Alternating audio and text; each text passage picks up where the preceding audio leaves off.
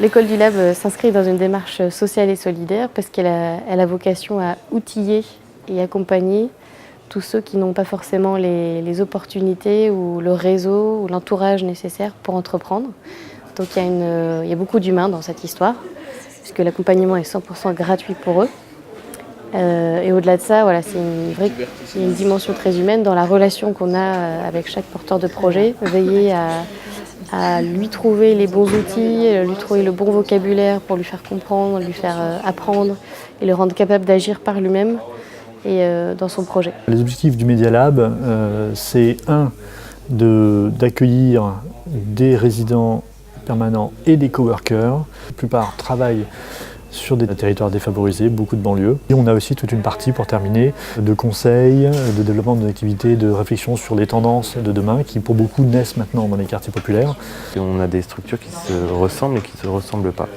On a aussi bien des médias que des créatifs, que des personnes qui font de l'architecture, que des personnes qui font des travaux publics. Et le lien fondateur entre toutes ces structures, c'est l'habitant en fait.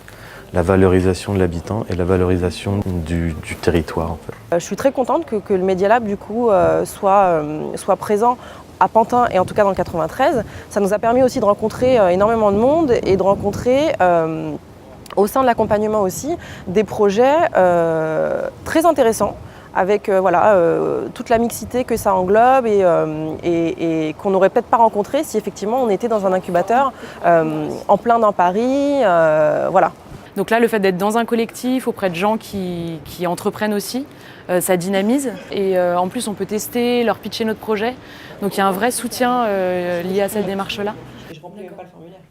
Je suis designer événementiel et scénographe. J'ai créé ma petite entreprise il y a maintenant 2 ans. Et je crée du mobilier urbain et des scénographies ludiques qui pop comme ça dans la ville pour faire de la magie dans la ville. Mon projet, le projet Todd, c'est de rendre plus humain le monde VTC, où on prend plus en compte le chauffeur, en reversant 100% des revenus des trajets, en créant une expérience marketing embarquée.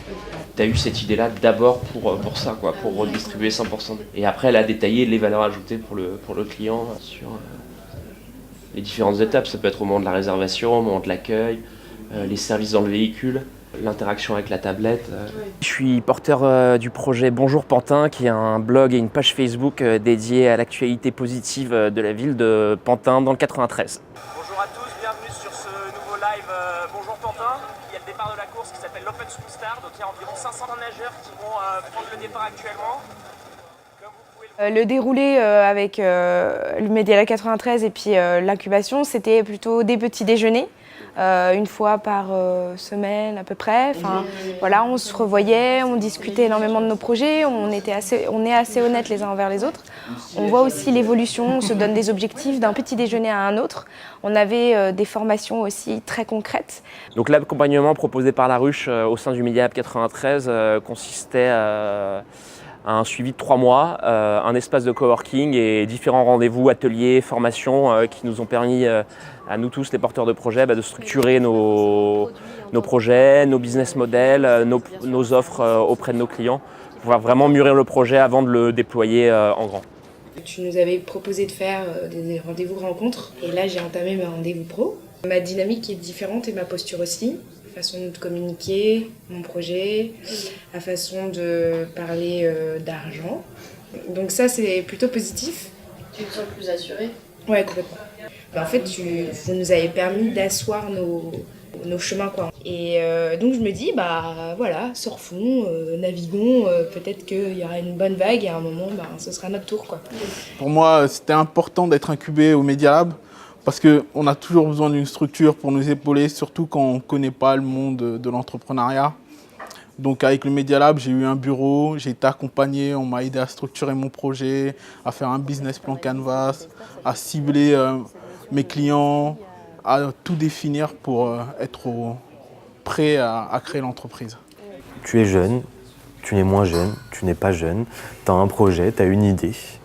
Voilà, soit tu décides d'être en résidence, soit tu décides d'être juste en coworking ou en accompagnement.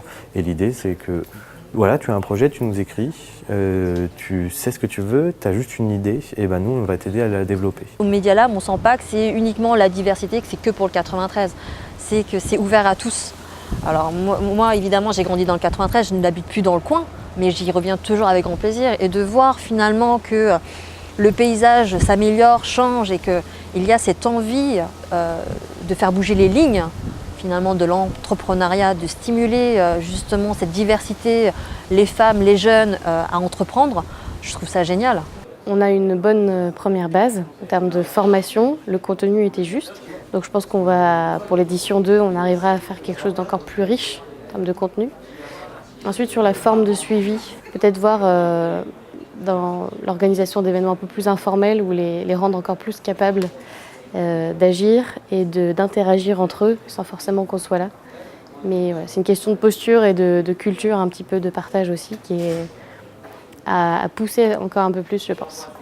J'ai pas remis tous les principes du Lean Startup, mais celui qui me plaît beaucoup, c'est que la vie est trop courte pour construire quelque chose que personne ne veut. Donc l'intérêt, encore une fois, d'aller vraiment au contact des clients le plus tôt possible. Et surtout, que votre vision sera toujours un ensemble d'hypothèses. Ça reste une démarche de création et vous n'allez pas sortir un produit fini, je le mets en vente et c'est bon, je gagne ma vie.